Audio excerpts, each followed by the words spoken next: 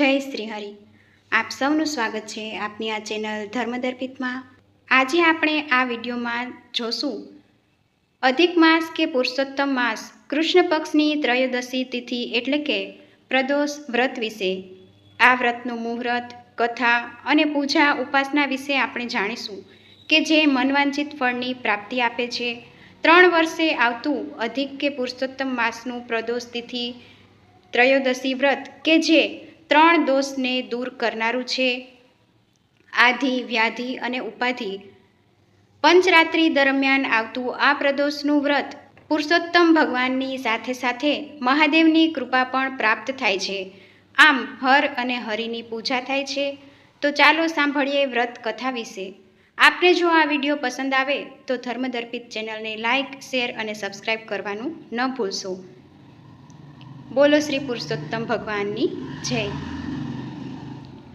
ઓમ ત્ર્યંબકમ યજામહે સુગંધિમ પુષ્ટિવર્ધનમ ઉર્વારુકમિવ બંધનાત મૃત્યોર્વમોક્ષીય મામૃતાત. ઓમ નમો નારાયણ. આજે 12 જૂન 2026 અધિક જયેષ્ઠ વદ તેરસ શુક્ર પ્રદોષ પડે છે. પ્રદોષ કાળમાં પૂજાનું મહત્વ ઘણું જ વધી જાય છે અને શુક્રવાર હોવાથી માતા મહાલક્ષ્મીને પણ સમર્પિત છે.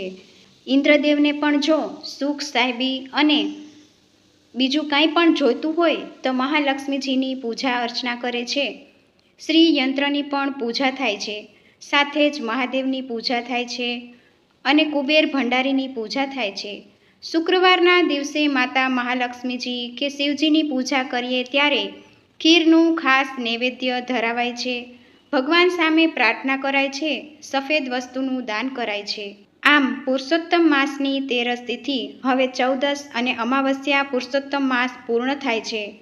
પંચરાત્રિ દરમિયાન આ વ્રત આવે છે માટે આ વ્રત ઘણું જ મંગલકારી છે. પ્રદોષનું વ્રત કે જે અધિક માસ કે પુરુષોત્તમ માસમાં આવે તેનું મહત્વ આજે આપણે શુક્ર પ્રદોષની વ્રત કથાથી સાંભળીએ. બોલો શ્રી પુરુષોત્તમ ભગવાનની જય. એક નગરમાં 3 મિત્રો રહેતા હતા. ત્રણેય વચ્ચે ઘનિષ્ઠ મિત્રતા હતી. એક રાજકુમાર, બીજો બ્રાહ્મણ કુમાર અને ત્રીજો વણિક પુત્ર.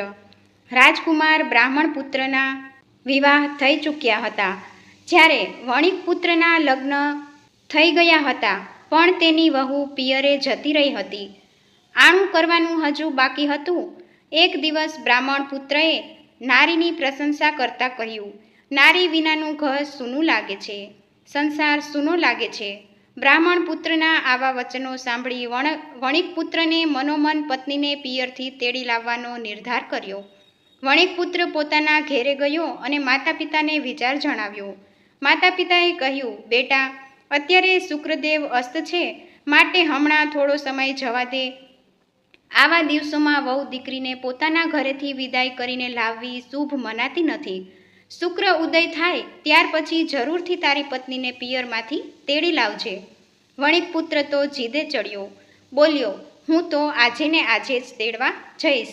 માતા પિતાએ ઘણું સમજાવ્યો પણ બધું નકામું ગયું. વણિક પુત્ર પોતાના સાસરે ગયો. તેના સાસુ સસરાને તેની ઈચ્છાની વાત કરી. ત્યારે જમાઈને ઘણું સમજાવ્યું પરંતુ પ્રયત્ન બધો જ વ્યર્થ ગયો. જમાઈ તો હઠ પકડીને બેઠા હતા. છેલ્લે કચવાતા મને માતા પિતાએ પોતાની દીકરીને જમાઈ સાથે વિદાય કરી. સાસરેથી વિદાય લઈને પતિ પત્ની રવાના થયા. ત્યાં બગડામાં થોડેક દૂર જ ગયા હશે ત્યાં ગાડાનું પૈડું તૂટી ગયું. પતિ પત્ની બંને ઘાયલ થયા. બળદગાડું તૂટી ગયું. જેમ તેમ કરીને ગાડાને સરખું કરીને મંદ ગતિએ આગળ વધ્યા. થોડેક જતા રસ્તામાં ડાકુ મળ્યા. ડાકુએ તેનું બધું ધન દાગીનો લૂંટી પતિ પત્નીને રોતા કકડતા ઘેર પહોંચાડ્યા. ઘરમાં દાખલ થયા કે તરત જ નાગે વણિક પુત્રને ડંખ માર્યો. બેભાન થઈ ગયો. વણિકે વૈદ્યને બોલાવ્યા. વૈદ્યએ ઘણા પ્રયત્ન કર્યા છતાં પરિણામ શૂન્ય આવ્યું.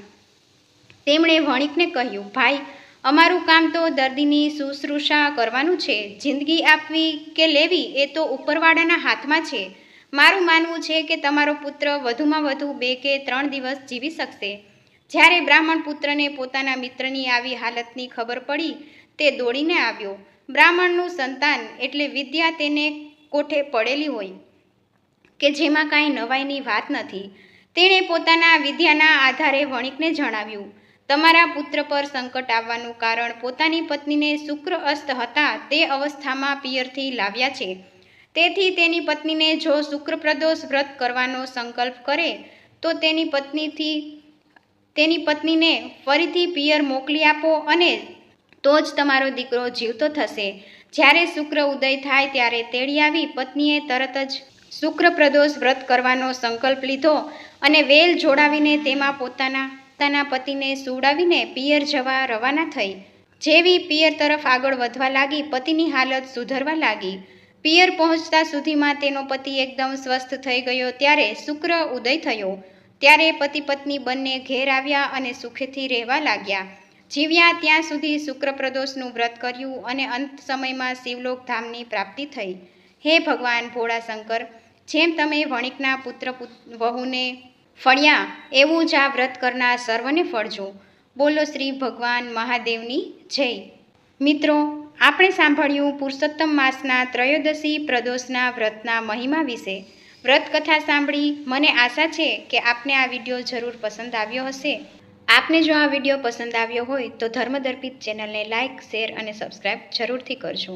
આમ આપણે જાણી લઈએ હિન્દુ પંચાંગ અનુસાર અધિક માસ કે પુરુષોત્તમ માસની ત્રયોદશીની તિથિ પ્રારંભ ક્યારે થાય છે. તિથિ પ્રારંભ 12 જૂન 2026 રાત્રિના લગભગ 7:30 વાગ્યે પ્રારંભ થાય છે અને તિથિ પૂર્ણ થાય છે 13 જૂન 2026 સાંજે 4:07. આમ જોઈએ તો પ્રદોષકાળ એટલે સૂર્યાસ્ત સમયની આસપાસનો જે 1.5 કલાકનો સમય છે ત્યારે પ્રદોષની તિથિ હોવી જોઈએ. એટલા માટે 12 જૂન 2026ના દિવસે પ્રદોષનું વ્રત રાખવું જોઈએ. આ સમયે પ્રદોષની પૂજાનું ઘણું વધારે મહત્વ છે. શુક્ર પ્રદોષ વ્રત પૂજા મુહૂર્ત સાંજે 7:30થી લઈને 9:30 વાગ્યા સુધીનું રહેશે. આ દરમિયાન ભગવાન ભોળાનાથની વિશેષ પૂજા થાય છે. આ પ્રદોષનું વ્રત શુક્રવારે આવે છે માટે તેને શુક્ર પ્રદોષ વ્રત કહેવાશે કે જેમાં ભગવાન શિવ અને પાર્વતીજીની સાથે સાથે માતા મહાલક્ષ્મીની પણ પૂજા કરવામાં આવે છે. આ પ્રદોષનું વ્રત કરવાથી સર્વ પ્રકારના પાપો નષ્ટ થાય છે. ઘર પરિવારમાં સુખ, શાંતિ અને સમૃદ્ધિ બની રહે છે. તો ચાલો જાણીએ 7 વાર પ્રમાણે પ્રદોષની પૂજાનું મહત્વ. રવિવારે આવતું પ્રદોષનું વ્રત દીર્ઘાયુષ્ય, આરોગ્યની પ્રાપ્તિ આપે છે. સોમવારે આવતું પ્રદોષનું વ્રત ગ્રહ દશા નિવારણ, મનોકામના હેતુ કરવામાં આવે છે. મંગળવારે આવતું પ્રદોષનું વ્રત રોગોથી મુક્તિ અને સ્વાસ્થ્ય સારું પ્રદાન કરે છે.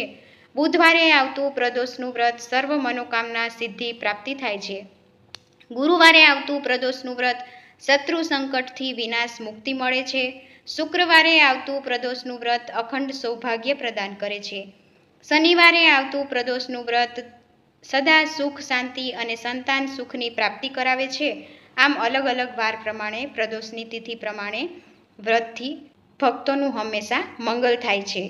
મહિનામાં જે 2 વખત શુક્લ પક્ષ અને કૃષ્ણ પક્ષમાં ત્રયોદશી પ્રદોષ તિથિ આવે ત્યારે પણ વ્રત કરી શકાય છે, સંકલ્પ કરી શકાય છે. સોમ પ્રદોષ, શનિ પ્રદોષ મુખ્ય છે કે જેમાં ભગવાન મહાદેવને પ્રિય એવા વાર પ્રમાણે તિથિ પ્રમાણે પ્રદોષનું વ્રત ખૂબ જ ફળદાયી બને છે. શુક્ર પ્રદોષ સર્વ મનોકામના પૂર્ણ કરનાર, સાંસારિક સુખ આપનાર.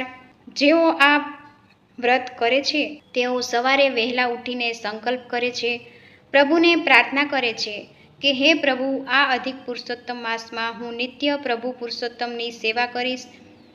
સાથે જ પ્રદોષના વ્રતનું પણ નિયમ વિધિ વિધાન પ્રમાણે પાલન કરીશ.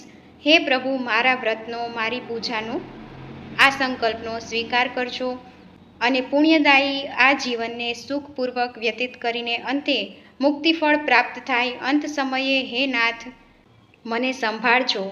આ રીતે પ્રાર્થના કરીને ઘરની સુખાકારી માટે પ્રાર્થના કરી ત્યારબાદ પ્રભુ સામે ધૂપ, દીપ, નૈવેદ્ય આદિથી પૂજન કરી પ્રદોષના વ્રતમાં શિવ પાર્વતીજીની મૂર્તિ કે ફોટા સામે પૂજા કરાય છે. ઘરમાં નાનકડું જો શિવલિંગ હોય તો તેની પણ પૂજા ઉપાસના કરી શકાય છે. શિવાલયમાં શિવજીનું પૂજન કરી શકીએ છીએ. જેમ શ્રી કૃષ્ણ ભગવાનને, પુરુષોત્તમ ભગવાનને તુલસીદળ સમર્પિત કરતા પ્રભુ પ્રસન્ન રહે છે, એ જ રીતે મહાદેવને બિલ્વપત્ર સમર્પિત થાય છે કે જેનાથી પ્રભુ હંમેશા પ્રસન્ન રહે છે. આ સિવાય આ દિવસે બ્રાહ્મણોને દાન દક્ષિણા દેવાય, પશુ પંખીની સેવા કરાય, ગાય માતાની સેવા થાય છે, ભૂખ્યાને અન્ન અપાય છે, જરૂરિયાતમંદને મદદ કરાય છે. આમ કરવાથી સર્વ પાપોથી મુક્તિ મળે છે. આમ આ વ્રત કે જે ભગવાન ભોળાનાથનું વ્રત છે, પ્રદોષ વ્રત મહાવ્રત કહેવાય છે. તો આ હતી પ્રદોષ વ્રત વિશેની માહિતી. આપ સૌને પુરુષોત્તમ માસના જય શ્રી કૃષ્ણ, જય શ્રી હરિ. બોલો શ્રી પુરુષોત્તમ ભગવાનની જય.